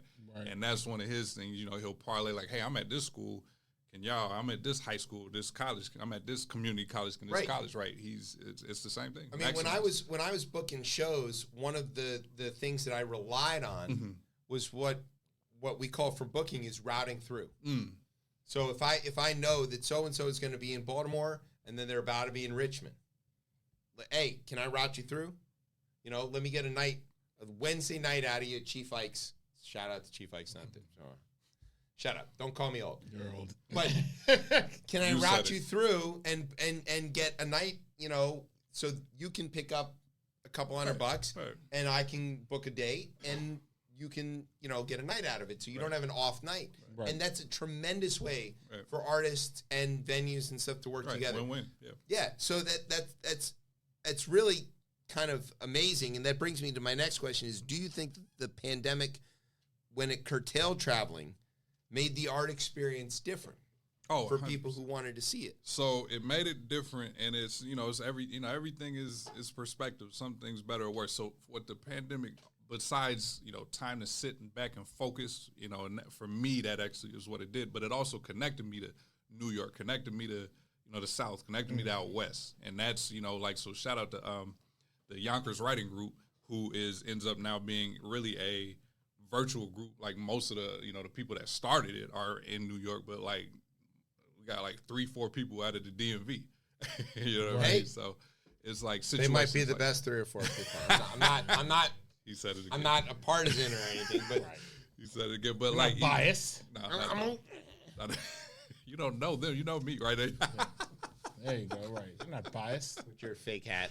My fake hat, your Expos hat. You guys get in the lead. We got for the first time in a long time, and now everybody question my fidelity. A fake. Watch me watch my bad team for like the last 30 years. Oh, okay. The Nationals have been great. Yeah, shut up. All right. Anyway, go ahead. Yeah, absolutely. No, but that's what that did. And I mean, for me, like, again, like I have a tech background, IT background, so like, you know, the remote work and the that's connecting no problem, across right? the world, it was already wherever. there. Right. So everybody else, a lot of other people caught up, and it was just, you know, for that. Again, I always say, like, I didn't need a bunch of people to get sick and, you know, all those, but like the slow things down, like step away from the craziness of, you know, American capitalism, that was some good there. One of the sort of interesting things that happened with the pandemic and art, the way that I experienced it, was it, in a way, it got a little more intimate. Because either you would get small shows where everybody was like outdoors at somebody's back porch or whatever. Right. Or you would get these sort of virtual shows where it was an invite. Right. And I remember specifically, shout out to Substantial, who was there at the Lincoln Theater for the hip hop event. Right. He did an event for Kwanzaa during the pandemic, and it was a thing where, like, if you had the link, you could tune in and be part of the celebration and stuff. And he was reading, and he was performing songs, and he was doing all kinds of stuff. And not a lot of people had the link. You know, it was still kind of new. People were kind of new to this thing. And, you know, for those that were there, it really felt like it's a one-on-one. Right. It really felt strong, you know? Right. And, like, even for us, you know, we started without ever being in the same room. Yeah. Because of the pandemic. And you know, it feels pretty intimate, I think, and it's parlayed into whatever this is. I don't know what to call it, but like, so it's interesting to think about. Did you do any of those like sort of like hyper local house show things during that time? Yeah, each of those. Yeah, each of the what was virtual. Yeah, either side of that spectrum. And then also I remember. I'm gonna remember her name later, but we had the it was outdoor. So right. that's how We she did a kept it lot of safe. things outdoors. Yeah, but it was still about like 15, 20 people, type of situation. And just, that's what after a while, you kind of, when you take something away, then when it comes back, you really appreciate it. So when it was safe to kind of be in the space, it was not only was it didn't matter, it was okay that it was 15 to 20. It was 15 to 20 really, really excited people. Right. Like, this has been on my calendar all day. You know what I mean? Type situation. So the energy was definitely different. I really felt that too. Like, when you hear that song or you hear that line or you hear that piece that you were just waiting to hear. You've heard it on the record. Right. You've heard it on the video, but you want to hear it live. Live again. Yeah. And just to hear it live, even if it's from right. That's 20 cool. feet away. That's cool. Outdoors on a porch. I wasn't spending that type of money on concerts anyway, so I was that far back then. Oh, sure. Shout out to it's Whiskey Girl. Whiskey Girl was probably one of the first poets out here that had a live event that I pulled up on, like outdoors. So big shout out. And also, I think the front porch stuff that's been going on. Yeah. I think that started in that too, right? Oh, that makes sense. Yeah, and that's like a great idea. Mm-hmm. Like if you've got the way my backyard is, we've got a deck and then like it opens up. Yeah. That's a great. We did a couple of shows like that where we put a band up on the deck or one or two people perform, and then people could be in their little groups and nobody had to worry about getting near each other, and it was all fantastic. And I don't see why we should stop doing that. No, I don't think we did. Like Porch Fest DC out there, and yes, right. That so I was hosting a open mic around that time, and it was that day, and I did not get the memo, and oh my God, it was a lot of people. Yes, you know what I'm saying? It was not easy to park. So that all of a sudden they were there. Right. So that we made it work. You know what I mean? But no, these are the like that's the thing. Sometimes. A lot of times, humans get comfortable, but when we get our back put against the wall, that's when a lot of ingenuity pops up, and sure does. That's what happened. So, absolutely, why would you stop? A lot of these were great ideas was birthed from the situation. Good old American ingenuity. Right, exactly. What would you say is like your biggest learn, like from the pandemic, and just whether it's just not around just in terms of art, right? But as a philosopher, which right. Probably try to prove it right. We were talking about hip hop. Like my birthday was last Tuesday, actually. Oh shit! Happy birthday! Right? I appreciate it. So I actually took. He's two not different 50. days. Don't worry. He is 40 though. Quiet. I took 2 days off last week, and I'm not from New York. Like, give me those days off. Sure. I need those days remind me that I need to figure out how to get more of those days. That's so let me grind and do what I need to do to get. You're reading ahead again. It's the next thing. Because you know what happened? I got 2020. I got PRK surgery. I actually see all this. Oh, okay. Sorry. That's what happened. Right. To Wakanda, you got the thing you can see through the paper. And and what was that 2020? The power. We got all those powers. Yeah. I forgot. Yeah. What was your power? Oh God, when Twitter was fun. Remember when Twitter was fun? No, that happened. Damn, that was a real good time. Now the chair situation that brought Twitter that brought it back. What is it called? I was on vacation. I missed that. I missed it a few days later. If there's Black Twitter, yeah, and now it's X. It's Black X. What's I'm not touching that one. That's all right. That's what I'm hearing. Yeah, you set it up, and I got you right. I'll set him up. You knock him down. There you go. God Christ. Okay, so this week, Words Beats in Life, they did a big celebration right there at the Lincoln Theater for the celebrating the 50th anniversary of the legendary party there at Sedgwick Avenue, which I think a lot of people we had to pick a time, right? This is the day. Yeah. But whether this is the day or whether it's, it's close enough. Right. We'll take it. Right. So how has the 50 years of hip hop influenced poetry? Yeah. And how has the influence flowed back the other way over the decades? And I know we talked about this the last time you were here, about the relationship to hip hop and poetry. But the question is, as it evolved, we went from, it felt like it was really poetry on a beat to now it's emceeing as a, skipping the poetry, for lack of a better word, or not understanding the poetry, maybe to call it that. And then the way that flowed back into influencing poetry in performance. Right.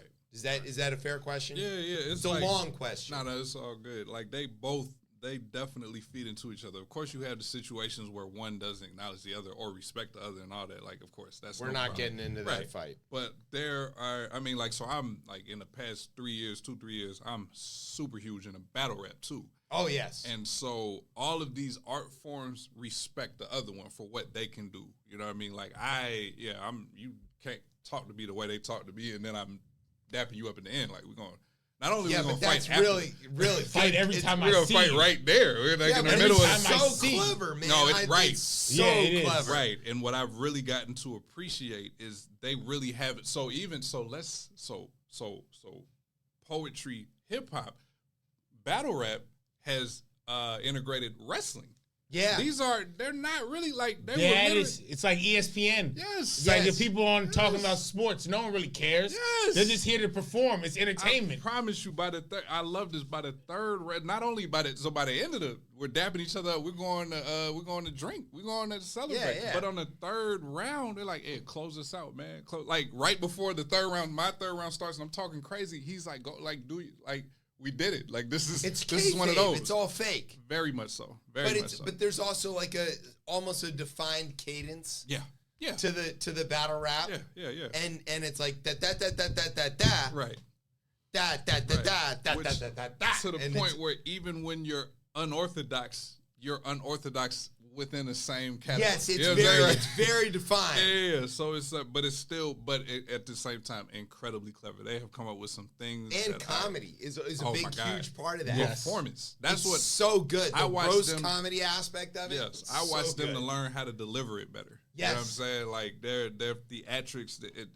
I love it. I'm going to an event. We have a very premier league, our society battle league that has events in Fort Washington.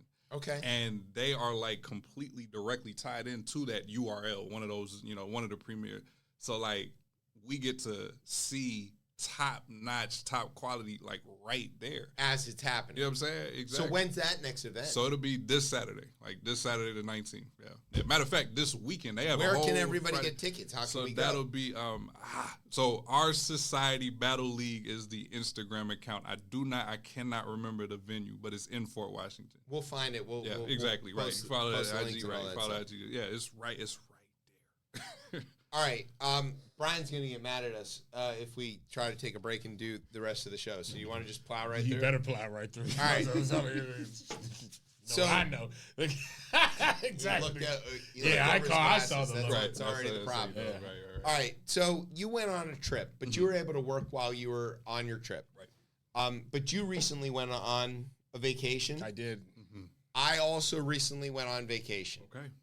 I am currently paying for it. All right, I'm almost a week after I left for vacation, and I am still not caught up at work. I took a second week off. Oh, yeah, that's smart to just catch up. Yeah, I say yeah. But we have this problem where vacation for us. Yeah. Okay, it took a lot of people. We had to find somebody to watch our dogs. We had to manage the situation with our kids, and all. It was literally several levels of our family involved to send us on vacation in a way that we could afford, the way that we could manage. Right. Took my family. It took my wife's family. It took her brothers and sisters chipping in. It took all of that to send a family of 5 on a vacation for a week to the beach. Mm-hmm.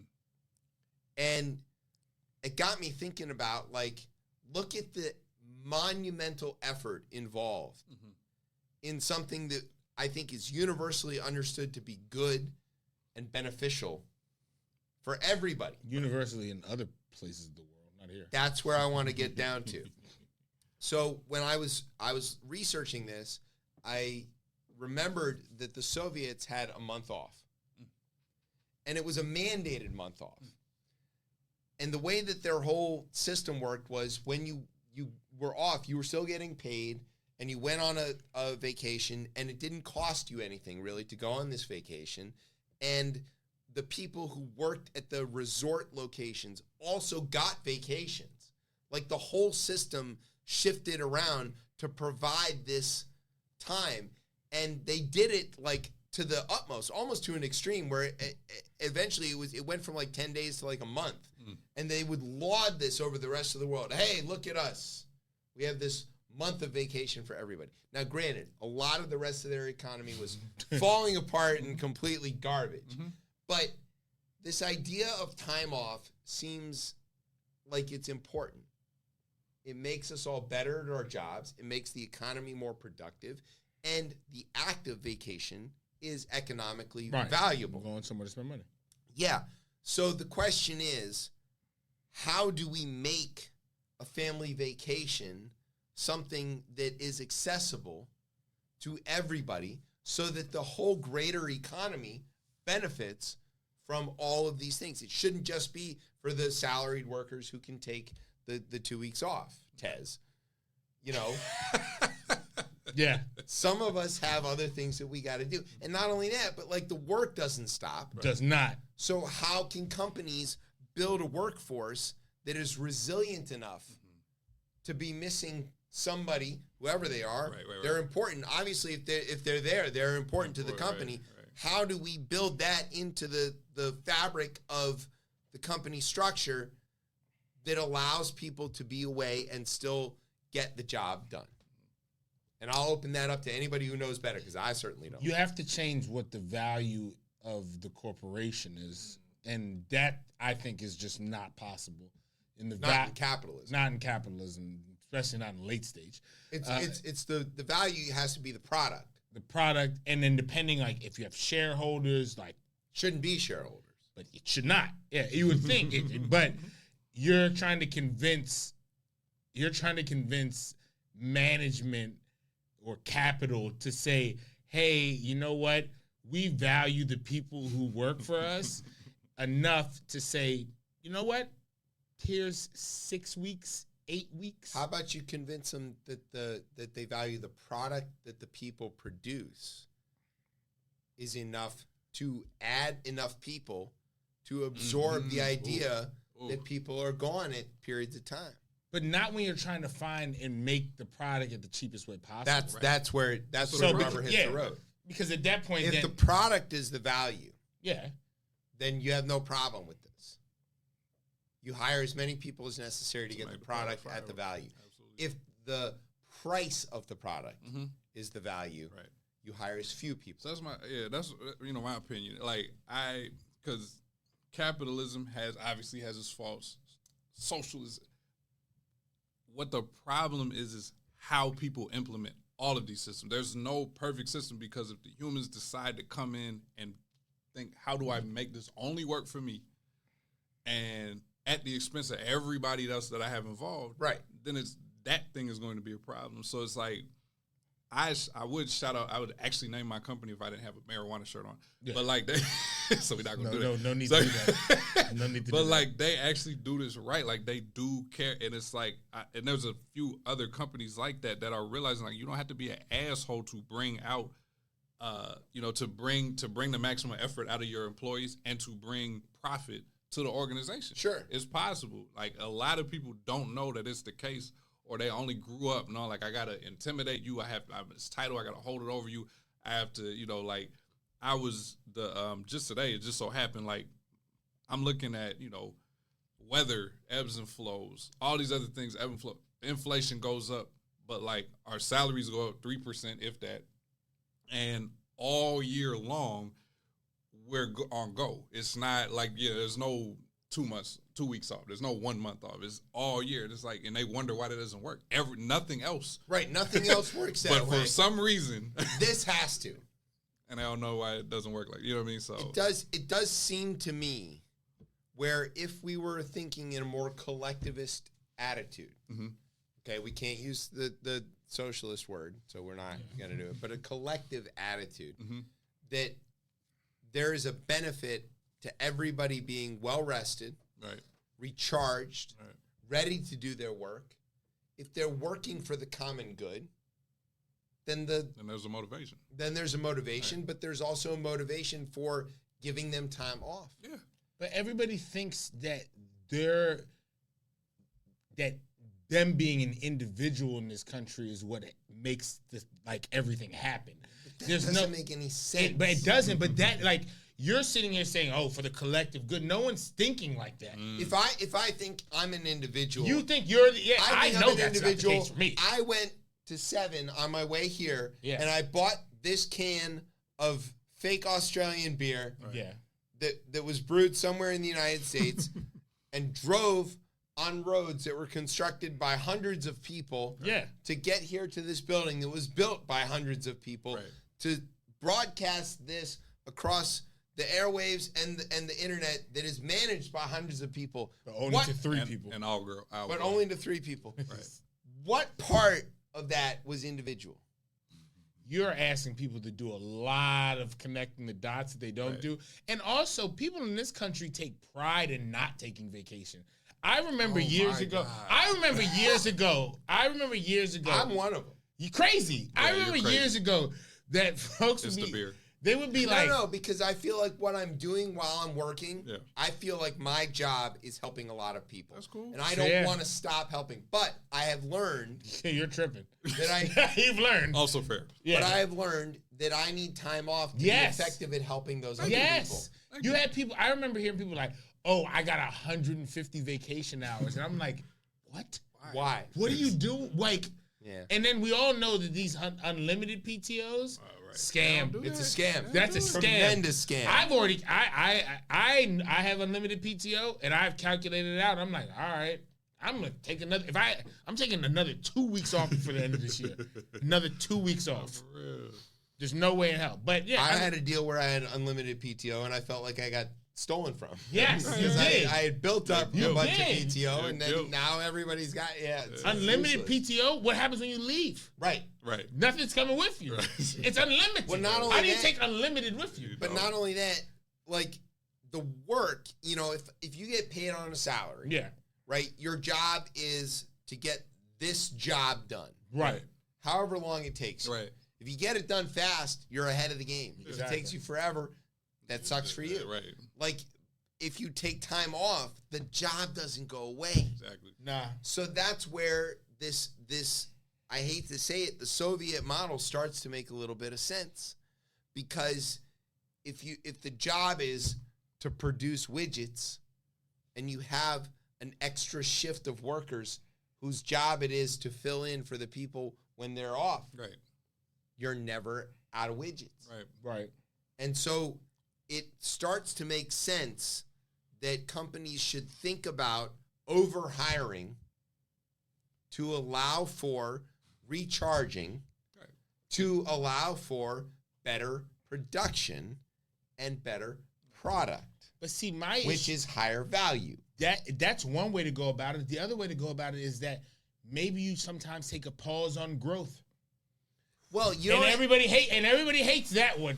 Everybody thinks that one's crazy, I but don't I'm even like, mean about growth. But I I'm mean just- about maintaining a good quality output. but even if you said, hey, like, even just whether it's wages, whether it's vacation, if you're like, hey, this quarter, we're not gonna make X billion, we're just gonna take in this amount of billion. Yeah, you don't have to make all the money. You can just make some of the money. Yeah, or get richer at a slower pace. That's exactly That what I'm talking and about. I think some of this stuff would be it would be addressed. Right, I know I sound crazy saying No, you that. don't. No, you you sound don't. like You exactly. sound crazy to the people I that know, are yeah, used yeah. to logic. Capital sitting there like, What what? the fuck is he talking about? Get him out of here.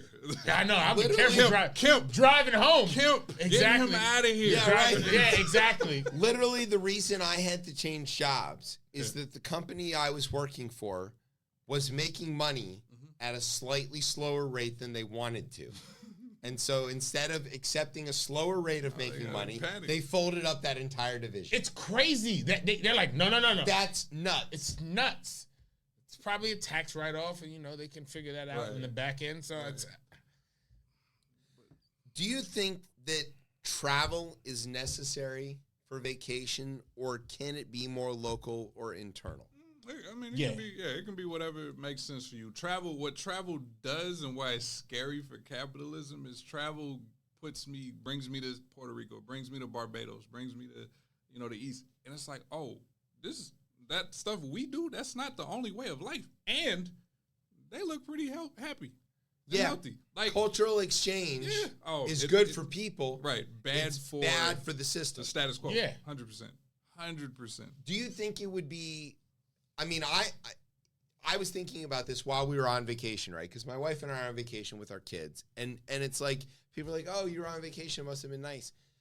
You know, when you're on vacation with your kids, it's not vacation. It's a not trip. vacation for you. It's a trip. It's parenting in a different place. It's a trip. In an unfamiliar place. Well, this was at least a familiar place, but it was still like work.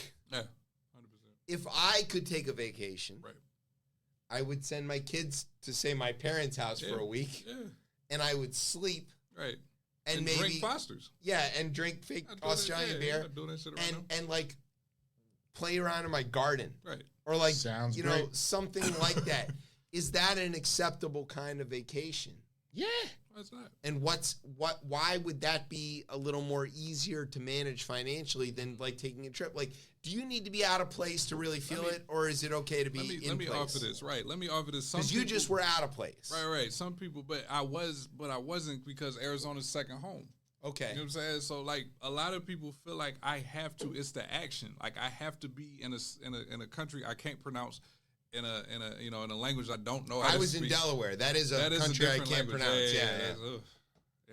Yeah, it's a little weird. I don't even know where Delaware is. It's that squeezed bit between Maryland and New Jersey. I know. Yeah. Okay. Yeah. All right, for sure. But actually, yeah. But no, I'm terrible with geometry. Geometry. That's crazy. That's crazy. I didn't even mean to do that. What? You know, if I was good, I would have pretended I said that. There's a bar. Nah, I'm wilding. That's a good one. That's great. It's a good one. There it is. We are not Brian. That's crazy. Anyway, we're going to just pretend I didn't say, well, nah, fuck that. I didn't say live that. right You know what I'm saying? Right? It's Sorry. it happened. Fuck it. So it's like people act like you have to go somewhere to get the feeling of what going somewhere has. And I'm like, how do I get that? That's why staycations are very important. Like, there's in the DMV, there's a whole bunch of places I've never been to. Tons of places I haven't been to in my own city. Right. Never. You don't even have to leave the city. Yeah. So it's like, no, we have to figure out how to get the I feel like you should do everything in your home city first before you're allowed to go to the next one. Right. And people are not going to do that. Like Pokemon. Yeah. Is that how Pokemon works? I don't think you can go to the next board. So you finish up what's happening. If in one city. Pokemon Go would have been set up that everything was local, then that would have happened. Because I mean, people was losing their mind. It was like, let me go. I gotta that is true. Yes, that is a good point. Everybody was. That cost Hillary the election. Do you think so? That's Pokemon Go to the poll. No. Yeah, that's what she said. Arrogance, but it's okay. We're not gonna get it. Right. Anyway, all right. You got anything to add to the vacation thing? No, I think Brian's gonna yell. Yeah, exactly. I think you should probably work on George Santos's campaign aide, who impersonated Kevin McCarthy's chief of staff. That's a lot of words. Was charged with wire fraud and identity theft in a federal indictment unsealed on Wednesday. Wow.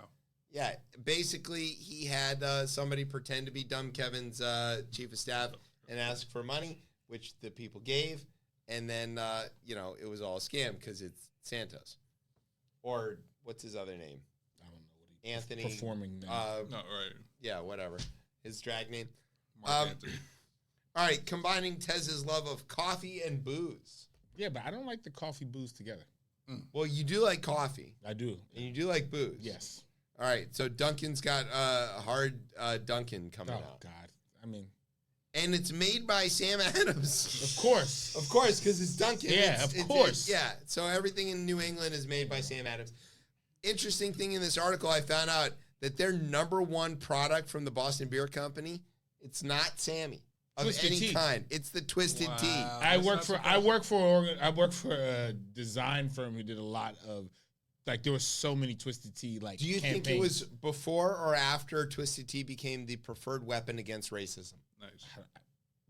This was 2018. It's right around that time. Right around that time. Yeah. My hand is in a Twisted Tea commercial on Instagram somewhere. Because it surpassed Truly, which was their biggest selling product before. But no, it's Twisted Tea is number one. And it's been around for a long time. Right. And there's some Wawa videos up there where they stole my idea, talking about where I was like, yeah, you got to gas them up. And I should have never given that idea. Right. Twisted Tea, defeating racists. Right. 124 at a time. That's not why. All right, Brian loves flying cars. Okay. Yes. He wants us to have these flying cars, and he's made a big case about how, you know, they're going to be safe, which neither of us believed. Right. Yeah. Because if people crash regular cars, Right, they're they're going in to the crash air. a flying car, Right. and then it's going to fall on Right. people. And they're going to be drinking Twisted Tea. Of course they are. Yeah. Well, the people in the San Francisco area, Oh, yeah. San Francisco's tripping all together because they're a little ahead of the curve. Yeah, I was just listening on the way up here about the road. Actually, I already know about that story fully. So, but you can. Well, go ahead, Brian. Explain to us about the robo taxis, because that are apparently confused when there's too many people around them, not just that, and emergency vehicles. not just that, people are doing things in the robo taxis. Oh yeah, everybody wants to have sex in them. They're all having sex in the robo taxis. Drugs. Now, what happens when they're in flying robo taxis? Go ahead, Brian. All right. Explain. All All right, right. look. So, after hearing this discussion on a prior podcast I was on, I was, mind you, just like you guys, they were totally all against this. They feel like this is going to be the startup of Skynet and the Terminators. Well, we didn't say any of that. Well, that's how they We were believe. just worried about things falling. We're gonna on need a people, but Skynet. sure. Yeah. right. I'm about to say, come on. Yo, But this man is good. here's, with this, I think the one thing that a lot of people, I probably, hopefully, if it get to the discussion with the two people that I had the discussion with, there's a reason for this. And it's like you guys say that they're trying to prepare for something that is happening. It's the loss of jobs. Not loss of jobs in the sense of like being replaced. It's a loss of jobs in the sense of fact it's like no one wants this shit. No one wants to be a taxi driver. No one wants to be a truck driver hauling a bunch of stuff back and forth across the country. They're tired. They want to take vacations, as you guys said earlier, and be with their families and all that stuff. So the reason why this is happening, mind you, San Francisco being test subjects, and they're sick of it. But the unfortunate thing is, like, you got to test it somewhere. You got to take some of these punches. Unfortunately, yes, a lot of lives are being lost or injured or whatever. But again, that's science in a sense. I think we're going to get to a point where we have driverless cars. I That's mean, gonna happen. that's going to happen, and not very long. It's going to be, and I'm okay with that. And as a matter of fact, from a commuter perspective, I think that is a huge benefit because computers are smart and they don't make mistakes and they don't get drunk, and that's all great. However, They don't make mistakes. Yeah. well, okay, they make That's the part I had to mistakes. stop you. But What? let's focus Go ahead. on the people fucking in the back of the driverless cars. Right. Which is exactly what's going to happen. That's the bigger problem. Yeah. Is it? Is it a What's problem? the though? problem? Is sex illegal in San Francisco? No. Bigger. Sex Definitely is good, and that's fine. Right. People can do that. But, like, that's what the story is about. So, Yeah. what happens if they're having sex in one of Brian's flying cars and Right. it falls out of the sky? Well, And mind yeah, you, it's the this thrill. a Skynet. flying car- It's a Okay, thrill, yes. Skynet. It'll catch them. Yeah. Number one Condom answer, net. number 3 answer, Family Feud. We in there. Hey, I Go just, ahead, Brian. All right, my thing is this is okay, the most with- tired response I've ever heard for something that someone cares about. Yeah, because I can tell. it's 11:20. because it's 11:20 Right. to be in bed. Look, the flying car bit. Trust and The believe. flying carpet. bit. Oh, It's not. It's like you got 2 years to try to solidify this. In addition to with the robotic cars, those things will probably not be fully functional until probably that around the same time or even further than that. So again, everyone's freaking out over some bullshit. That's all you are. Do you want to That's get in all a you car are, is bullshit. that people have been fucking in, like, on the last trip? I mean, if the robots clean it, efficient. The robots ain't cleaning it. while they're Oh, they're driving. So bad. what's behind you? It's like now they get free sex all they want. Yeah, they don't have but to worry if about. you try to do that in the back of a car now, Right. the driver tells you no.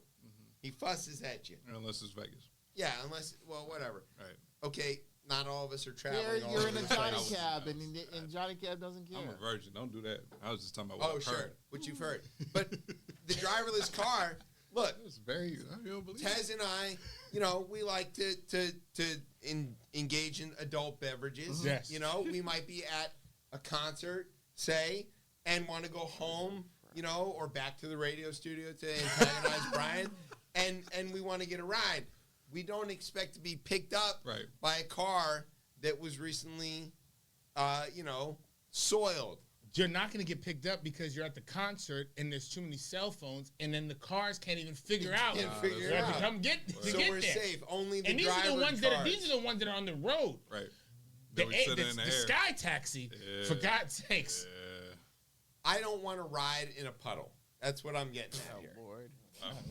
I don't want to get picked up at the pub. Some do want to ride in the Open public. You know what I mean? door. Right. Some people, And living be life hit out with here. the unmistakable whiff Saying, of yeah. what all is going on. Someone's having sex in here. yes. Or hand. The Uber, I just wanna the go Uber home. option. Give me the sex car. Uber sex. Yeah, Let me order right. It's like Okay. Uber X, Uber X. Uber XL, the Uber Ah. XX. Uber Sexl. X, right. There you go. And I want to tweet too. Oh, So Uber that- X. Right, there you go. All So 14. One in a Tesla. Uber R. Kelly. Okay. All right, no. You got to no, spell it right. No, This is all you. This is your responsibility. I'm a visitor. no. You turn the mic off. Hey, Get Dave Chappelle in here. All right. Here's what didn't happen in Texas. No kid was offended by a picture of people of multi-races holding hands or shaking hands or anything. But apparently some parent claimed that they were and made them take all the posters down. that's better than Frederick Douglass in blackface. That's, Y'all didn't see that one, the animated one? That is Don't wanna amazing. touch- I'm just saying. That is Don't wanna touch amazing. that They had an What is animated. Segue that we're not going into. You're It's not even brilliant. going to that story. Sign a up for the Florida woman Patreon. We might talk suspected about of that. murder. A Florida woman suspected of murder accrued additional charges after she asked police for a Diet Mountain Dew and then, quote, poured it all over herself in an attempt to scrub forensic evidence from her body because she thought that it would destroy the DNA evidence, despite the fact that she was covered in blood after killing her roommate and setting the house on fire. Gotta use Coke. Yeah. Much, obviously. Which Coke? I mean, how much Coke? What evidence you trying to get rid of? Diet Coke. Atlanta-based if you're trying to Hey, get rid of- there you go. Yeah, different kind. Yeah. All right. I'm a Mexico guy. You hear the What? You hear the Hear the Mexico? Mexico. Killing me. It's okay. I said geometry. You're good. Yeah, You can say, you know what I'm saying? Like, you're good. Yeah. All right, you hear the music, which means it's time to go. So thanks, JP, for hanging Thank out you. with us. You've been a tremendous All effort. shapes and sizes. yeah. I've been, look, you've been doing it all day. I got to give you, that was brilliant. That It's was, geographically accurate. Hey, there you go. All right, thanks to our radio partners, KUT Austin, Maui's public radio station, Shut up. KHPR. Go help the folks in Maui, Please. by the way. What? Yeah. For the love What? of God. What? I Weird. wrote that. That was kind of weird. I'm conscientious. Okay, I guess. Whatever. That was our last show. I and hope y'all enjoyed. Right. Yeah. Who's going to cancel us? Fire ending. Oh, my God. I can't top that. Look at these dead ass birds. Hey, I'm just saying. I can't. Oh, my God. I can't. I literally. Oh, God.